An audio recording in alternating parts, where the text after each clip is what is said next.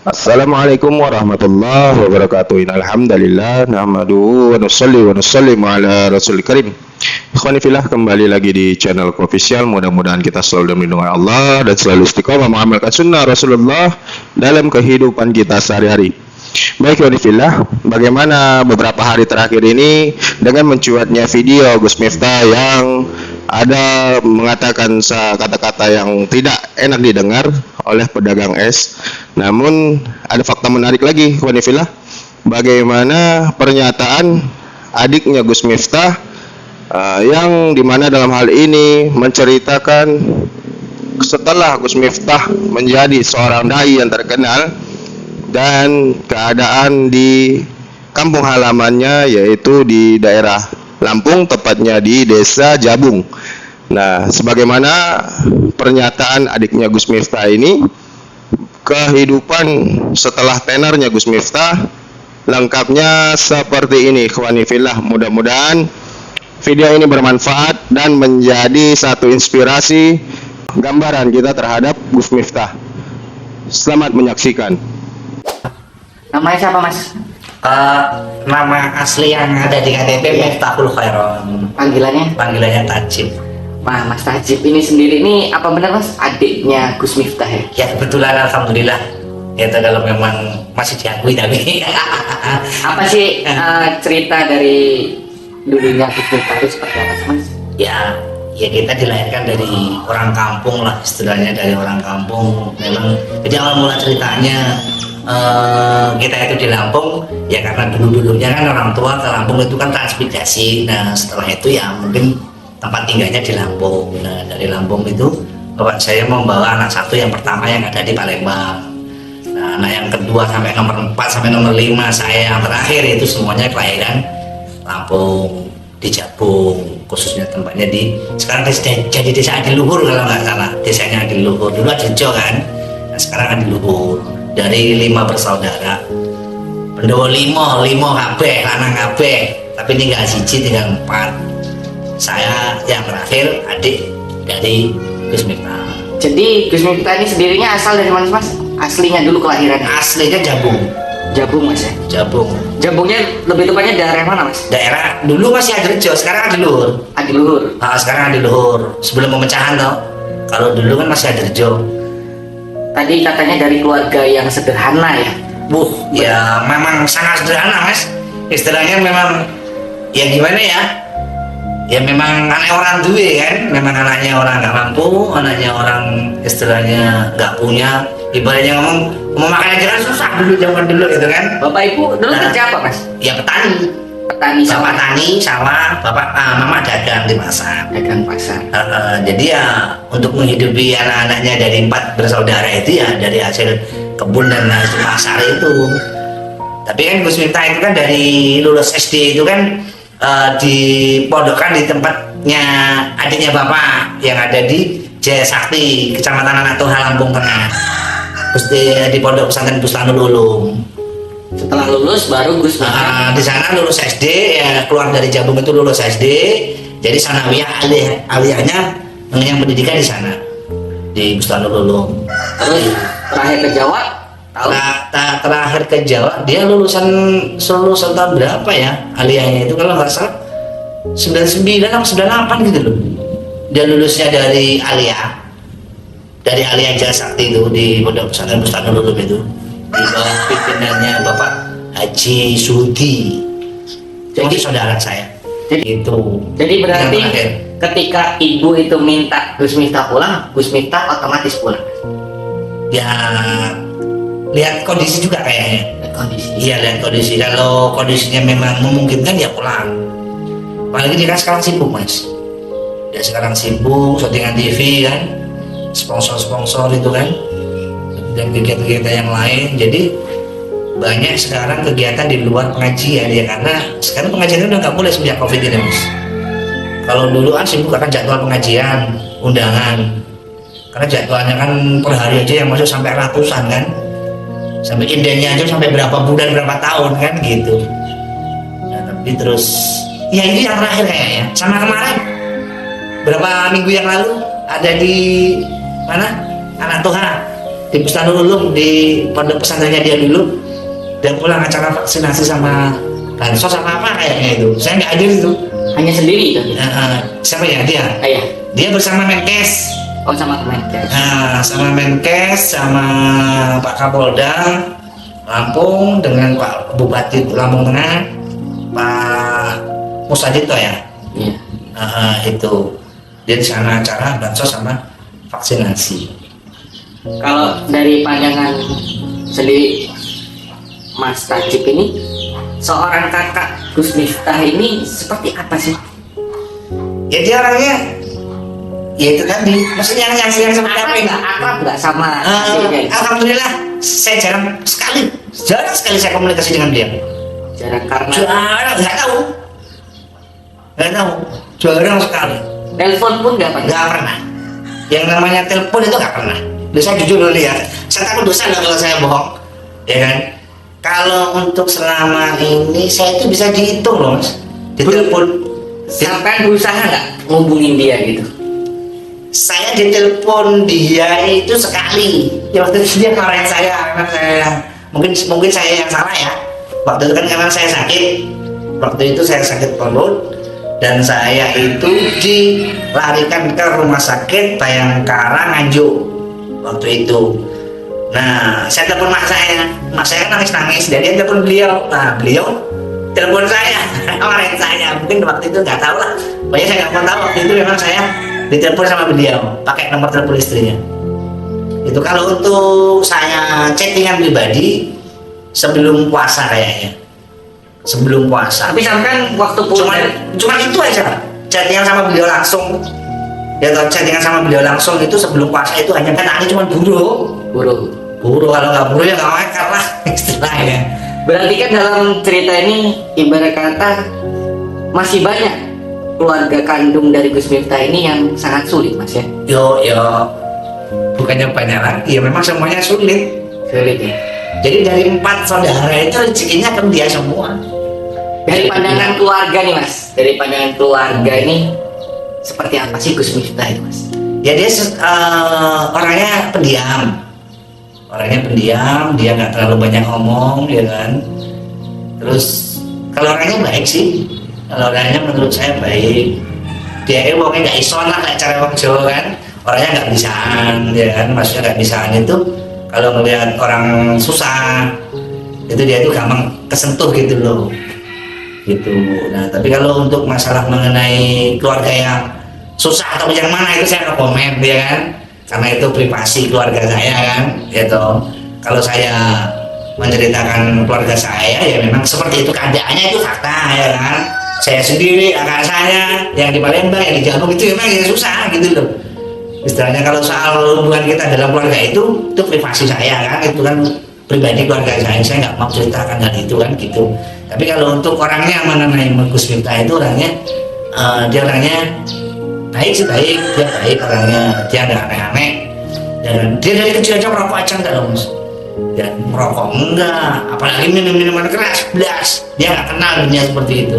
Walaupun dia sekarang ini mempunyai gelar presiden para pendosa, ya kan, dia ngajinya di pos-pos kafe, di tempat kafe malam, ya dari tempat pelacuran, dia memang nggak sama sekali nggak terpengaruh akan hal itu.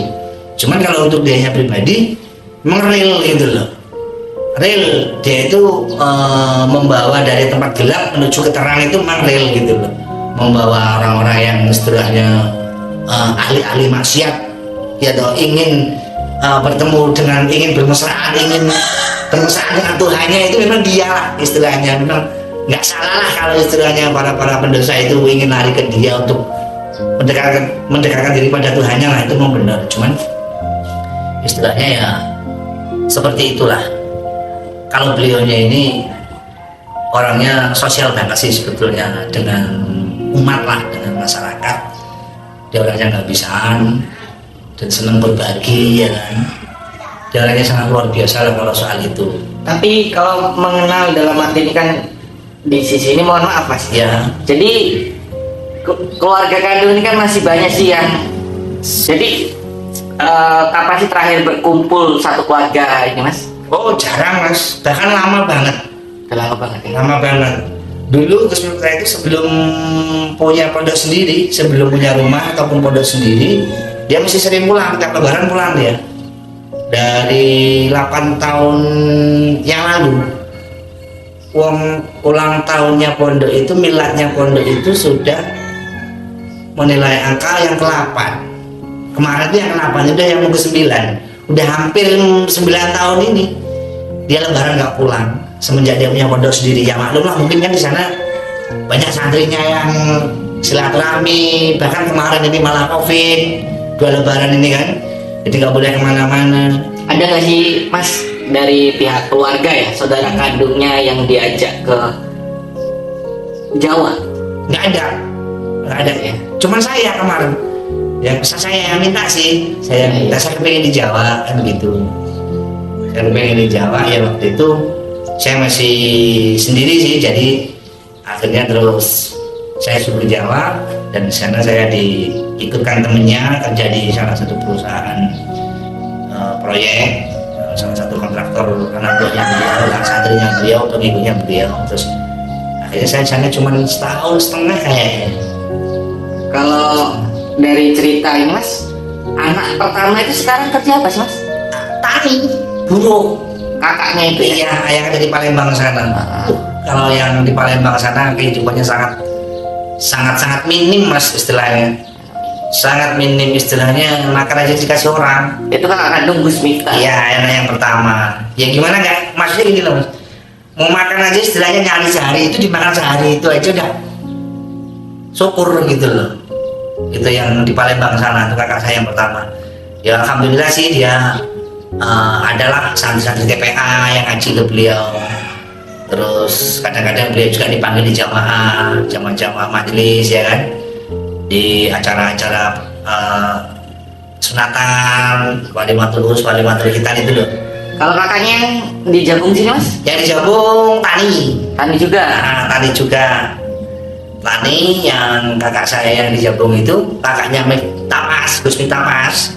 Nah itu namanya Mifrul Kholisin. Kalau yang di Palembang tadi kan namanya Ali Mahmudin. Yang nomor 2 Miftahul Huda yang meninggal waktu masih kecil. Nah yang di Jabung ini, yang ketiga ini Mifrul Kholisin itu ya tani Mas. Iya, kesalahannya ataupun siapa, kita tetap hubungan tetap biasa sama semua keluarga biasa, semua saudara-saudara biasa, semua tetangga-tetangga biasa. Sampai sekarang saya alhamdulillah, walaupun saya jarang pulang ke Jabung ya kan, tapi setiap kali saya pulang alhamdulillah sambungan silaturahmi itu tidak terputus ya, saya dengan mereka. Tapi untuk hubungan antara ibu dan anak, Gus Miftah itu mungkin setiap hari mungkin akan nelfon ya? Ya kalau setiap hari sih pun enggak gitu, cuman kalau mama saya ada kepentingan aja, kalau ibu saya ada kepentingan paling miss call ataupun telepon, dan nanti dia telepon balik. Kalau ada kepentingan ya enggak. Mungkin ada pesan terakhir Mas buat Gus Miftah? Oh ya, kalau pesan yang terakhir apa ya, masalahnya nggak ada yang kurang sih beliaunya ini. Dia orangnya sangat luar biasa. Apa ya bisa jadi kan orang pintar, orang hebat, orang pengalaman ya kan. Bukan saya memuji kakak saya ya, gitu. Dia orang pintar, orang hebat, orang pengalaman, orang berilmu, ya kan. Udah derajatnya udah tinggi kan istilahnya. Bisa dijunjung tinggi sama golongan pemerintah elit sampai pemerintah bawahan. Bisa diorangkan, sangat-sangat dimuliakan di mata umat, di mata jamaah ya kan. Jadi kalau saya untuk pesan-pesan terakhir saya untuk beliau apa ya, saya bingung ya saya cuma berpesan aja, biar semuanya itu menjadi yang lebih baik lagi lah, menjadi yang terbaik lah ya kan. Padahal kan dia keadaannya sekarang masih posisinya di atas lah ya kan, posisinya di atas. Terus ya maksud saya ya lebih baik lagi lah ya untuk menjalin tali silaturahmi ke keluarga, terutama ke kakaknya kan. Kalau saya sih terserah Mas, istilahnya mau dianggap juga monggo, nggak dianggap juga ya apa-apa kalau saya Mas, istilahnya begitu. Karena saya maklumi Mas, karena saya orangnya penuh perasaan. Karena saya itu penuh perasaan gitu. Memang saya yang paling bandel Mas dari 4 bersaudara, 5 bersaudara itu saya yang paling bodoh, paling nakal mas. Mungkin beliau-beliaunya ini entah kakak saya yang lain, entah Gus Miftah sendiri, entah orang tua saya mungkin udah bosan lah ngurusi saya lah istilahnya, ya kan? Tapi kan itu semua saya bukan tanpa alasan mas, gitu. Saya ada alasannya kok. Saya seperti ini saya ada alasannya, gitu. Saya melakukan yang menurut dia tidak benar, tapi saya punya alasan untuk pribadi saya. Atau cukup Allah yang menghakimi saya, ataupun malaikat yang mencatat amal baiknya saya dan buruknya saya, kan begitu mas. Jadi kan ibu saya juga manusia. Sulit ya dalam arti kayak keluarganya. Kalau tadi sampai mana sih kepedulian Gus Miftah itu menjunjung nama keluarganya ini? Ya kalau untuk menjunjungnya gimana itu, yang kayak mana itu? Ya maksud saya gini, apa ya tidak ada tawaran untuk yaudah sampean ikut saya aja ke Jawa. Oh, kalau soal itu dulu sih mungkin pernah ya, karena begini, mungkin ya soal itu penawarannya dari beliau ataupun dari kakak-kakak saya yang lain yang ingin meminta ikut beliau, saya nggak tahu. Entah Gus Miftah yang menawari atau memang kakak saya yang lain ini ingin meminta ikut beliau, saya nggak tahu ya. Itu kayak kemarin juga kalau saya pribadi saya memang yang meminta kan gitu. Kalau dia itu yang menawarin saya tinggal jalan, nggak ada, memang saya yang meminta. Cuman kakak saya yang di Palembang itu pernah di sana juga, ya, pernah di sana juga. Tapi awal mulanya dia ke sana itu apakah kakak saya yang pertama yang di Palembang itu ingin ikut beliau, apa dia yang minta, saya nggak tahu itu. Ya kan? Ya, terus akhirnya di sana cuma beberapa tahun, ya kan, akhirnya pulang. Nah, terus yang di Jambung juga seperti itu, dia pernah di sana waktu pembangunan masjid dan pondok waktu itu. Awal mula mendirikan pembangunan itu, dia di sana. Cuman ya saya juga nggak tahu apakah dia yang meminta dia yang ke sana ataupun Gus Miftahnya yang minta dia ke sana, saya nggak tahu kalau soal itu. Nah, jelas intinya kita pernah di sana semua walaupun nggak lama. Jadi udah lama mas Gus Miftah ini nggak pulang berarti? Udah lama, hampir sekitar, maksudnya pulang lebaran loh ya. Iya. Lebaran itu 8 tahun. Kalau pulang dalam Semenjak dia punya pondok. nggak lebaran gitu? Kalau nggak lebaran pernah sih. Pernah ya? Pernah. Berapa tahun itu? Kayaknya kalau sampai sekarang ini, kalau pulang sama keluarga ini ya, sama Iya, keluarganya di beliau. di rumah ibu. Bukan, maksudnya Gus Miftahnya pulang sama anak istrinya beliau apa sendiri? Ya sendiri maupun Nah, kalau sendiri kayaknya belum lama ini kayaknya. Belum lama ini sekitar sebelum puasa kayaknya. Sekitar setengah tahun yang lalu kayaknya, waktu dia ngaji diundang sama bosnya Ceker yang punya karaoke. Tahu kan Pasar Sakti, Labuan Meringi itu masih ikut. Labuan Meringi itu perbatasan kan itu antara Labuan Meringi dengan Pasar Sakti. Pernah dengar nggak tempat karaoke Ceker itu? iya iya. Nah, bosnya itu namanya kan Siti. Nah, itu mengundang beliau. Nah, waktu itu dia diundang melalui ibu saya, ngundangnya Gus Miftah ini. Nah, akhirnya dia pulang kan, otomatis dong pulangnya ke gitu. Jadi kan ibu saya juga manusia, dia juga manusia, ya kan. Siapa sih yang tahu perasaan hati seseorang? Kan ada yang tahu kecuali Allah, kan gitu. Cuman ya menurut pesan saya ya lebih baik lagi dan bermanfaat untuk umat, ya toh, gitu.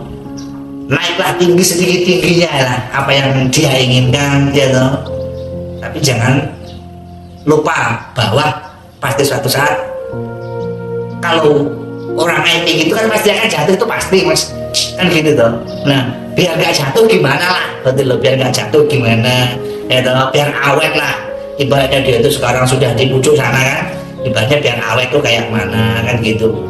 Jangan sampai istilahnya dia jatuh. Kalau jatuh kan saya juga kasihan ke kakak saya kan gitu. Ngomati santri oke, ngomati umat akeh itu semuanya gratis, modal di sana kan nggak ada yang keluar biaya kan begitu. Ya mudah-mudahan dia selalu istiqomah, lebih tambah dewasa, ya kan, lebih tambah dewasa lagi, ya dong. Sekarang usianya dia udah 40 tahun, ya kan, kemarin tahunnya 40. Tambah sukses, panjang umur, ya kan, bisa mengayomi umat banyak, masyarakat banyak, jamaah banyak, ya kan, bisa jadi tuntunan bukan tontonan, ya kan. Sekarang menjadi pabrik itu kan, apalagi dia seorang ulama kan mas ya, kalau bisa jangan sampai jadi tontonan, ya kan, kalau bisa harus jadi tuntunan yang benar. Dakwah lah kan gitu tuh, ngaji lah kan gitu. Tapi sementing aja meleset. Terus Nah iso ki ya toh, apa yang ada dalam isi dakwahnya beliau itu yo paling tidak kita tuh bisa menerapkan lah ya toh. Jadi ojo iso ngomongin wong, iso ngomongin awake dhewe kan gitu, apalagi iso ngomongin wong, iso ngomongin keluargane kan gitu toh. Jangan sampai seperti itu banyak gitu. Jadi ojo menjadi Kiai Jarkoni lah itu kan begitu Mas ya, jangan sampai. Mudah-mudahan dia selalu istiqomah. Makasih Mas. Ya sama-sama.